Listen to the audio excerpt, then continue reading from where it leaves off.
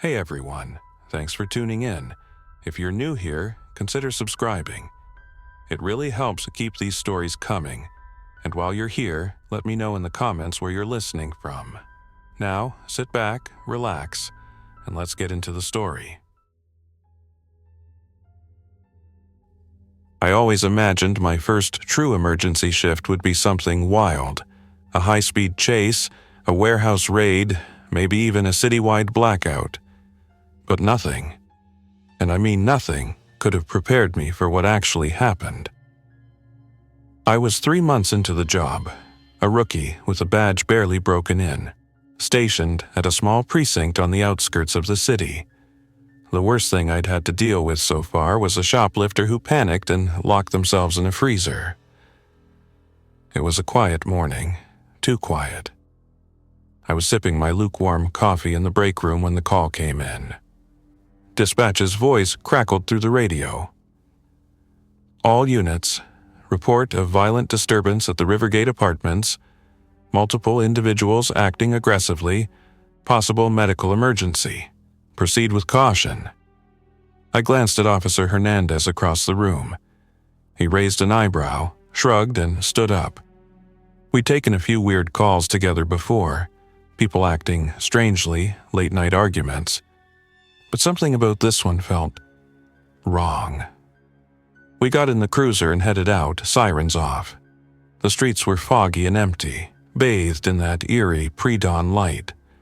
I watched the sun try to claw its way over the horizon but failed to do more than cast a dull orange tint over the road. 5:29 a.m. We arrived at Rivergate and immediately knew something wasn't right.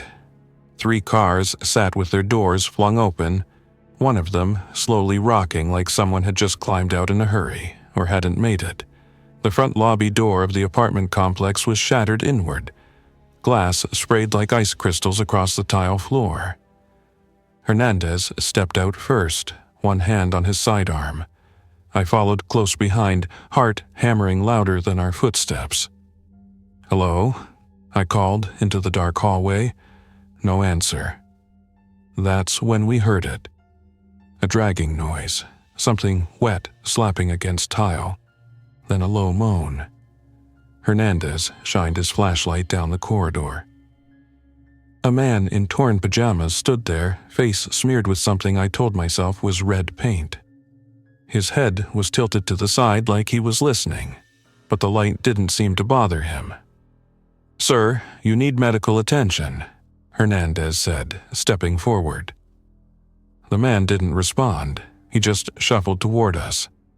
Hernandez put a hand out to stop me from advancing. "Stay back. Let's call this in first." I nodded, stepping backward toward the cruiser when the man suddenly lunged. He moved faster than I expected, and Hernandez wasn't ready. They fell together in a mess of limbs, and I watched in horror as the man tried to bite him. "Get off him!" I shouted, pulling my baton and striking hard across the stranger's back. He didn't even flinch. It took both of us wrestling him to the ground and zip-tying his wrists behind his back to stop the attack. Hernandez's sleeve was torn, but thankfully the skin beneath was untouched. We dragged the man to the lobby and radioed it in. 6:01 a.m. Dispatch, suspect is restrained, possible chemical influence or medical issue. Request immediate medical response. Static. No reply. That's when the fire alarm in the building began to blare, and from above us, on every floor, we started to hear them. Footsteps. Running. Slamming. Screams. And a new sound, something like bones cracking and voices gurgling. "What is that?" I whispered. Hernandez looked at me, pale as a sheet. "I think we're not the only ones who got a call this morning." I'd never heard footsteps like that before. Not rhythmic, not orderly, just wild, chaotic, desperate. A stampede of barefoot slaps and uneven thuds on the concrete stairwell. I backed up toward the exit, flashlight trembling in my grip. "Should we go up?" I asked. Hernandez glanced at the ceiling. which now seemed to pulse with movement. He shook his head. "No, we're not equipped for this. We get out, call for backup from outside." He reached for the radio again. "Dispatch, we have multiple individuals, possibly sick or dangerous, inside Rivergate. Respond ASAP. This is urgent." Static. Nothing but static. Outside, the fog had thickened. Something about it didn't feel natural. We stepped through the broken doors and immediately froze. The man we had zip-tied was gone. Just a pair of flex cuffs lying limply on the pavement, twisted in a strange, unnatural way. There was a trail of dark smears leading around the side of the building. "We should get in the cruiser," I said, not even pretending to sound brave. We turned the corner and found him. Or what was left of him. His body was twisted, arms snapped at unnatural angles, mouth frozen in a wide, horrified expression. But it wasn't just him anymore. 4 figures crouched over him, faces down, hands twitching, shoulders rising and falling like they were feeding. I gasped. That sound, I'd never forget it. Wet, sloppy, ravenous. One of them raised its head, and my legs almost gave out. Her eyes were milky white, face smeared red.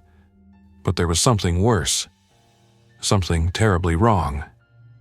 Her jaw hung too wide, her neck had a deep gash, like someone had tried to stop her with force.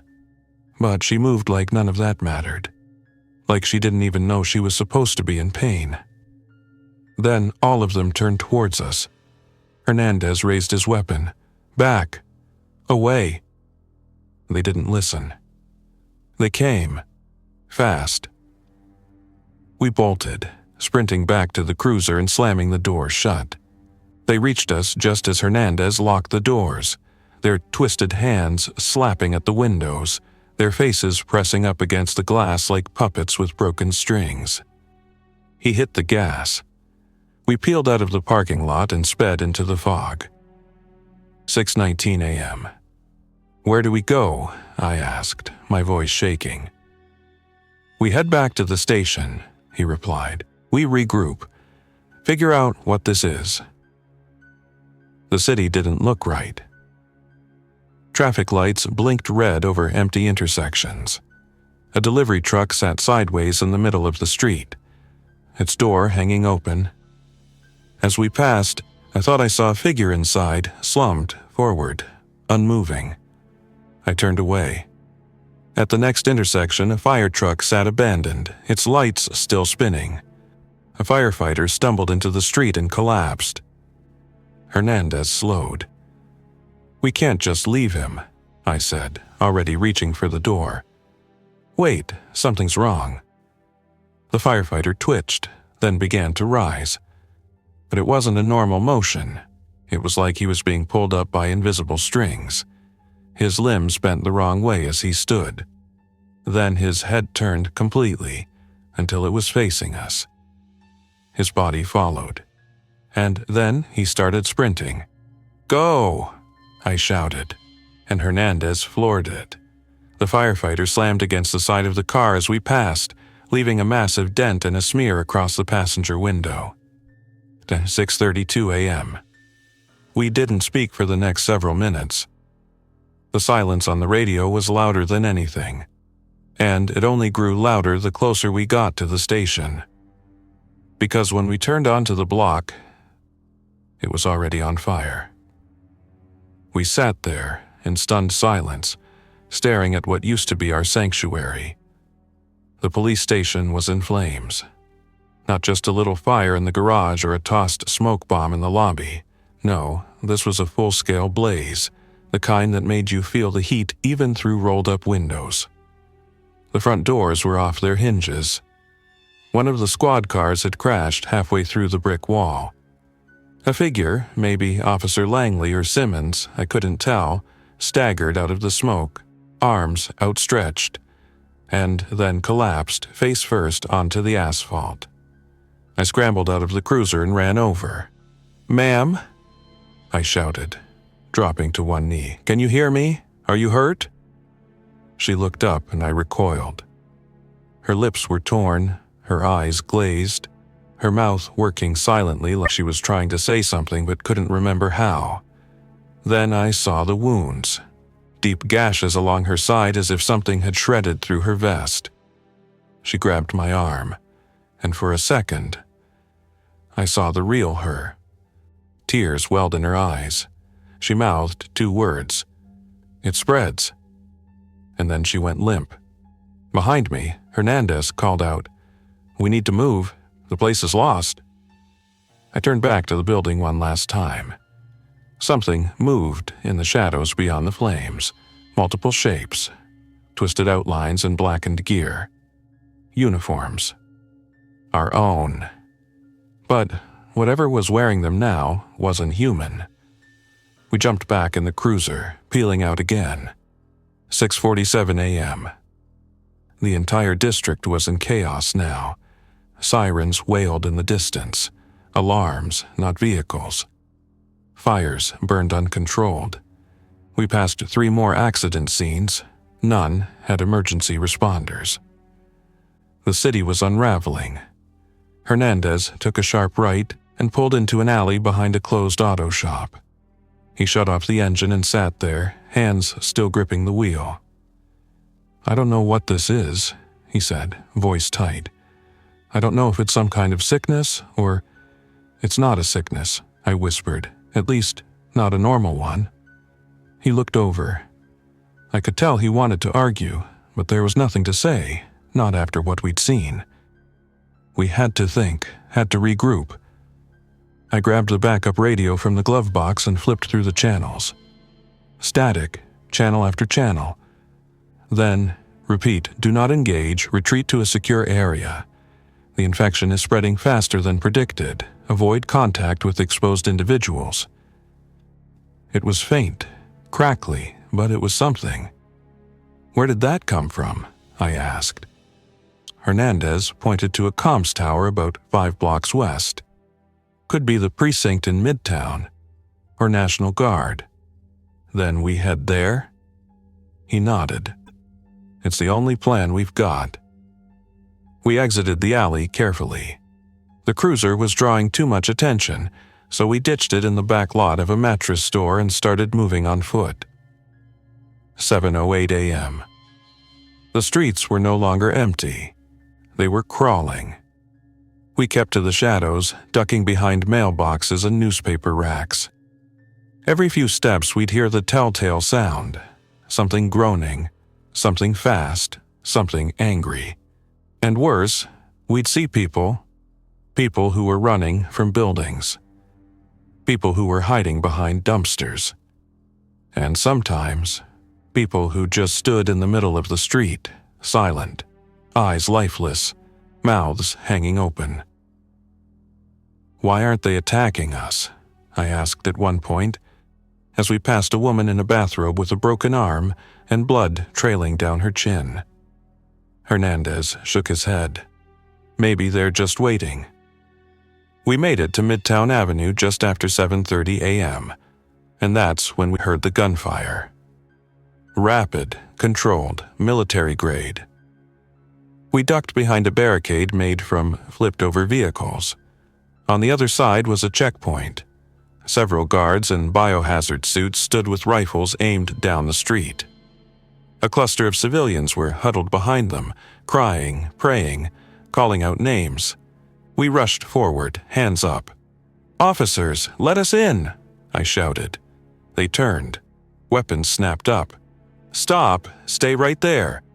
"We're clean!" I yelled. "We're with the department, 2nd Precinct." One of the soldiers approached slowly. "You got any bites? Scratches?" We shook our heads. He nodded, then waved us through. As the gate shut behind us, I asked the question I'd been holding in since we left Rivergate. "What is this?" The soldier looked at me grimly. "You haven't heard? It's a level 6 outbreak." He didn't wait for us to ask what that meant. Because at that moment, something crashed into the chain-link fence behind us with enough force to make the entire barrier rattle. And it was screaming. The fence groaned under the weight of something slamming into it again and again. Metal rattled. Chains stretched.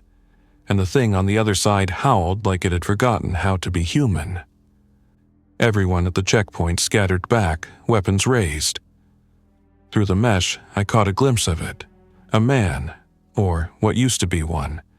His eyes were wild, skin gray and stretched thin, mouth wide open as he hurled himself against the barrier with terrifying strength. And he wasn't alone. More shadows began to move behind him. Dozens of them. Some crawled, others twitched as they walked. They didn't move like a group, they moved like a wave. And the wave was heading straight for us. "Reinforce the perimeter," one of the soldiers shouted. "Lock it down." I stepped closer to the soldier who had let us in. "What did you mean, level 6 outbreak?" He looked at me with a mixture of fatigue and fear. "It means containment failed. It means we're in the dark zone now. No evac, no rescue." My mouth went dry. "So we're stuck?" I asked. He didn't answer. Just then, the thing on the fence pulled back, then launched itself forward again. With a horrifying crack, one of the metal posts bent inward. The soldier swore under his breath. "Back up, everyone. Fall back to the inner line." Hernandez and I followed the group as they retreated to a second barricade inside the zone. This one was made of steel plates and cement blocks. A small comms trailer stood nearby, buzzing with radio chatter and half-lit monitors. Inside the trailer, I could hear a voice coming through the static. "They're evolving, not just faster, stronger. Some are showing signs of coordination." I leaned in closer. "Repeat, avoid tunnels, subways, and enclosed structures. Do not enter hospitals. Do not assume quiet means safe." The feed cut out. A cold sweat broke down my spine. 8:02 a.m. A medic approached with a scanner. "Hands up, quick scan, just protocol." The scanner passed over me and beeped green, same with Hernandez. "All right," the medic said. "You're cleared for temporary shelter." He pointed to a corner where a few dozen people huddled together. Kids, elderly folks, officers, store clerks, just everyday people who'd been in the wrong place at the worst time. It was quiet there. Too quiet. Everyone wore the same look, shell shock, like they were watching the end of the world unfold in slow motion. And maybe they were. A woman beside me whispered, "It started last night. My husband came home from a night shift. He looked pale, cold, then he just snapped." I didn't ask what happened next. I didn't need to. 8:25 a.m. The fence didn't hold. We heard the crash before we saw it. A long metallic scream, then shouting, then gunfire. Chaos exploded as the infected poured into the outer yard, knocking over barriers, crawling through gaps, clawing at anything in reach. I raised my weapon. Hernandez stood beside me. "Hold the line," someone shouted. The creatures hit barricade with full force. One of them got its hand over the wall, then another. One soldier went down screaming as two of them dragged him over. We fired and fired. But for every one that dropped, 3 more came. Hernandez grabbed my shoulder. "Fall back! Inside the trailer, now!" We retreated, the air thick with smoke and panic. A soldier slammed the door shut behind us. Inside the trailer, the lights flickered. The commander, an older woman in body armor, was on the radio. "They're coming through. Midtown is compromised. We need support now." No answer. The infected hit the trailer like a battering ram. The walls shook. The lights cut out for 2 full seconds. Then came a voice, clear and low from the dark corner of the trailer. A man. "I know a way out," he said. We turned toward him. Civilian clothes, dark coat, sharp eyes. I hadn't seen him among the group before. "I used to work for emergency planning," he said.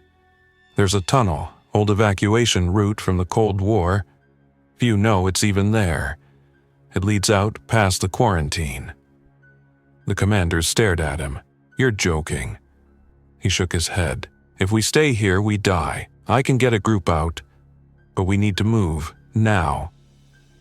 I looked at Hernandez. He looked at me. We both nodded. Because deep down, we knew the city was gone. And this might be our only chance. The man's name was Carter. No badge, no gear, just that calm, steady voice and the kind of look people get when they've seen too much. He pulled a folded map from inside his coat, smoothing it out on the console while the trailer rocked slightly from the chaos outside. This was a classified route, designated for emergency government continuity, he explained. "Runs beneath the city. Last access point is in the basement of the old courthouse. We get there, we live." The commander hesitated. "We're not risking what's left of this team on an old blueprint." I stepped forward. "Then let us go. Me, Hernandez, and whoever else is willing. We'll check it out. If it's real, we radio back." Silence filled the room. Outside, the screams were growing louder. Finally, she nodded. "Take a radio and what gear you can carry. If the tunnel exists, we'll follow. If not..." She didn't finish. She didn't have to. 8:49 a.m.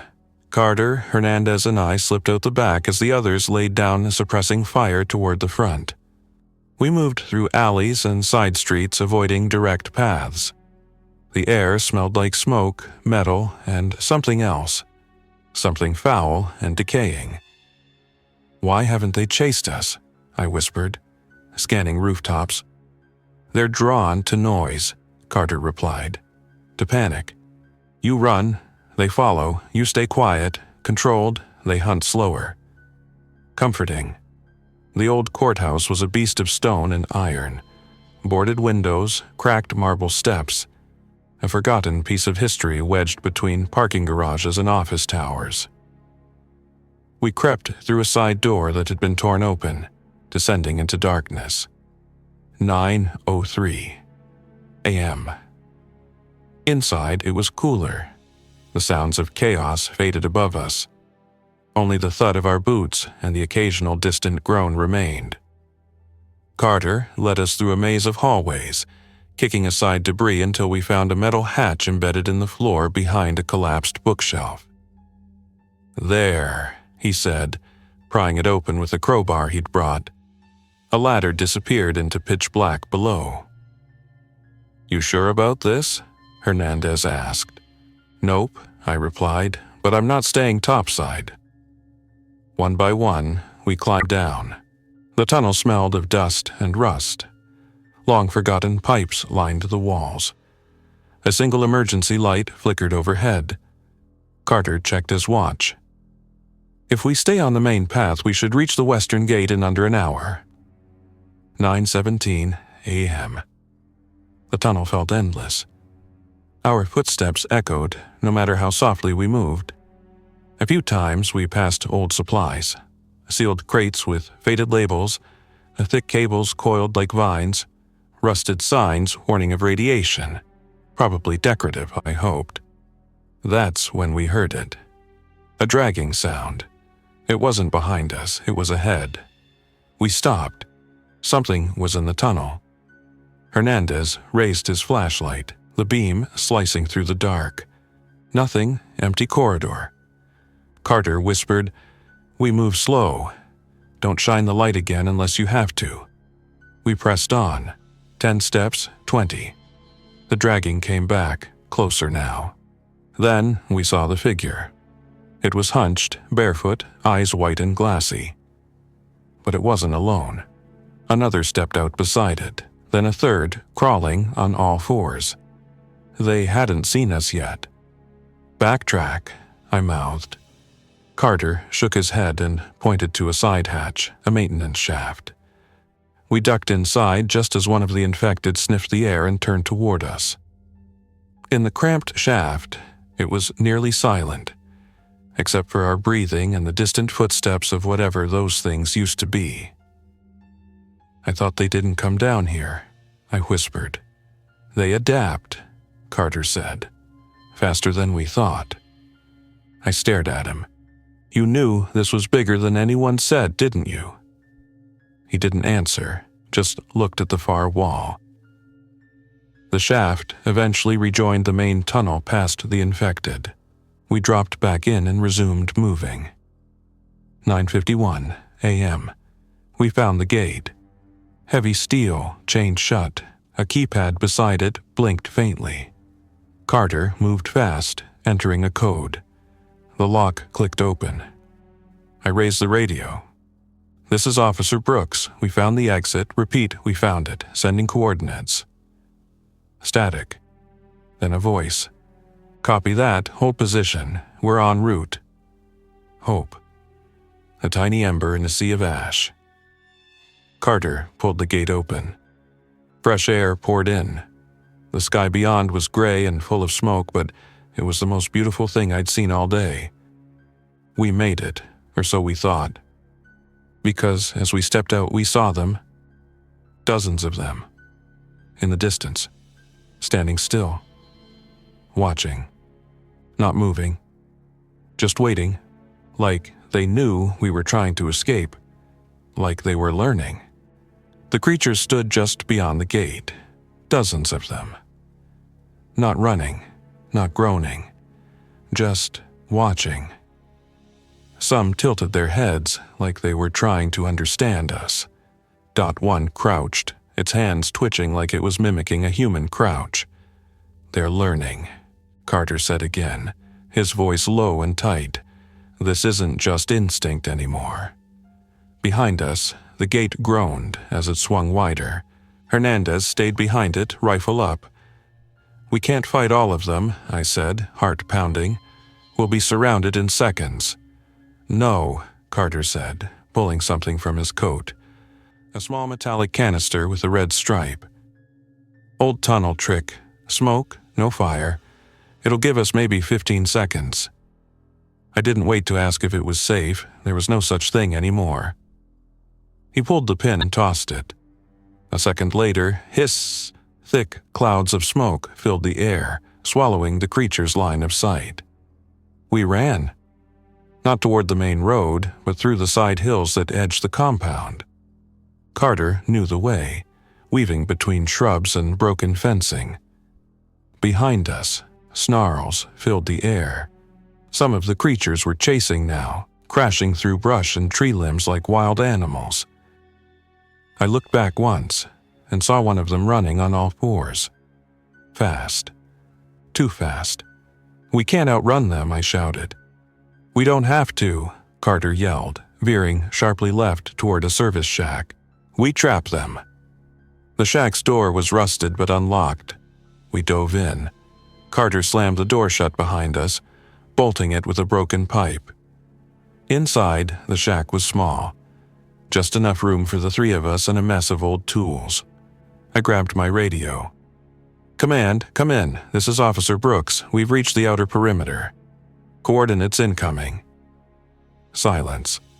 Then, "We read you. Repeat, we read you. Stand by. Extraction moving to intercept." I could have cried, but I didn't. I couldn't. Not yet. 10:23 a.m. The creatures surrounded the shack. We could hear them out there, scratching, pacing, snarling softly like wolves testing a trap. The walls groaned. One of them climbed onto the roof. We could hear it scuttling like a giant insect. Another bashed against the door. Then they stopped. Dead silence. "Why'd they stop?" Hernandez asked, gripping his weapon.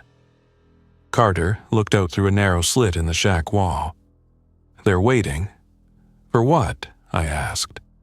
He didn't answer. 10:38 a.m. Helicopter blades. Faint at first, then louder. We burst from the shack just as the extraction team descended beyond the trees. The sight of that dull green chopper felt unreal. "Move!" someone shouted from behind the gun turret. We sprinted through the brush. The creatures came after us, but this time, they didn't charge blindly. They flanked. One came from the side and nearly caught Hernandez. He fired once, then again, just enough to knock it back. We dove onto the ramp as the helicopter began to lift. One of the infected jumped for the skid, grabbing on. I swung my baton and knocked it loose just as the gunner opened fire below us, clearing the field. As we climbed higher, I saw the full scale of what we were leaving behind. Smoke rising in columns. Fires spreading unchecked. Streets filled with shambling figures and worse, others that moved like predators, fast and smart. The outbreak wasn't a single event. It was an evolution. 11:12 a.m.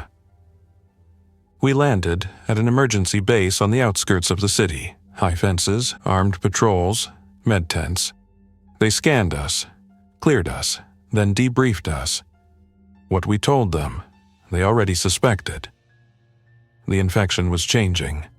Those first hours weren't just survival. They were a warning. Now, it's 12:01 p.m., only 12 hours since it began. The news feeds are down. The phones are quiet. Cities are going dark one by one. And deep in the quarantine zone, something else is waking up. We thought they were just sick, just feral. But they're not. They're organizing, watching, waiting. This was just the beginning. And I'm still alive. For now. Thanks for listening. If you enjoyed this story, don't forget to like and subscribe. Your support keeps these creepypastas coming. Until next time, stay alert, stay safe, and never ignore the feeling that something is watching.